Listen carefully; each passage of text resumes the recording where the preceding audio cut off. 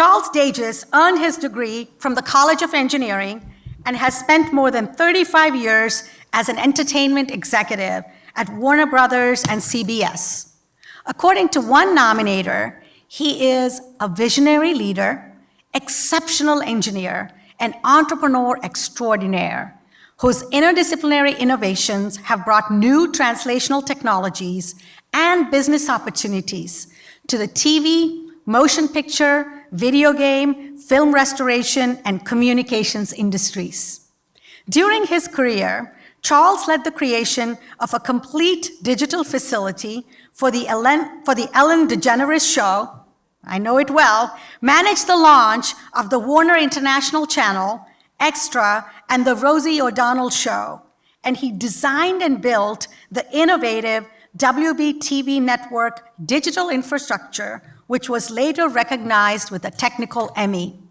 You may have also seen his work in the Ed Sullivan Theater for The Late Show with David Letterman, the CBS Evening News Studio, and the technical facilities for the 1992 and 1994 Winter Olympics Games, among many, many others.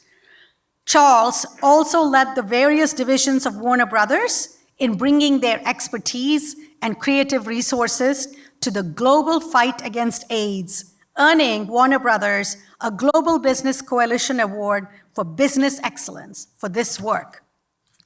Charles has served as a member of the U.S. delegation of the UN General Assembly on HIV/AIDS and on the U.S. President's Emergency Plan for AIDS Relief, for which he received a certificate of appreciation from Ambassador Eric Gooseby in 2013.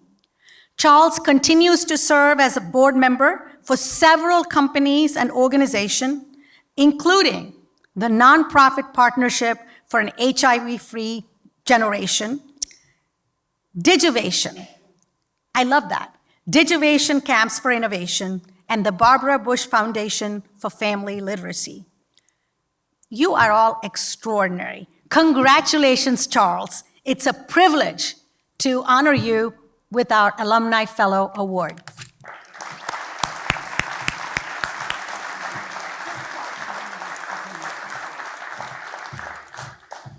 Well, I'd like to first of all tell everyone how excited and happy I was to hear this on the phone when I was told that I was going to win tonight, or not win, but actually be awarded.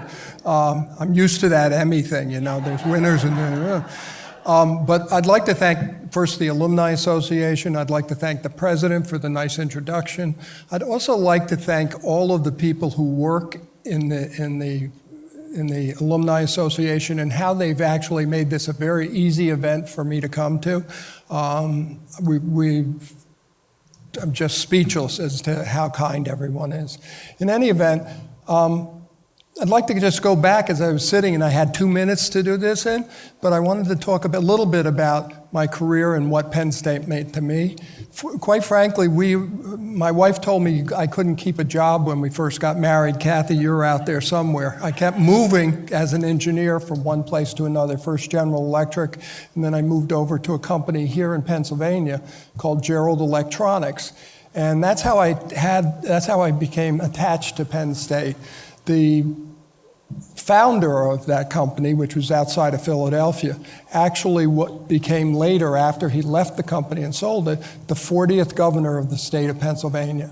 And he was the one that convinced us that this is the place to be, this is where you get your degrees, advanced degrees, this is where you should tell other people to come.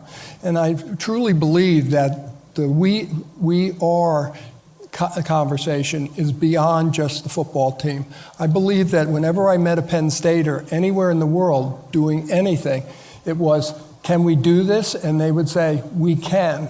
And it meant that they had the confidence because they had come to a school like Penn State that had so many varieties of different types of ways of enhancing people's lives that they were successful at what they did. So all of those things you heard about me, I had a lot of people that helped me, and a lot of them that were from Penn State. I'd like to thank my wife, Kathy, as I said, and my 3 children, grown children, and the 10 grandchildren that we have. And they're not anywhere in Penn State, but they're in Ohio and New Jersey, so we drive through Penn State a lot to go see them on holidays.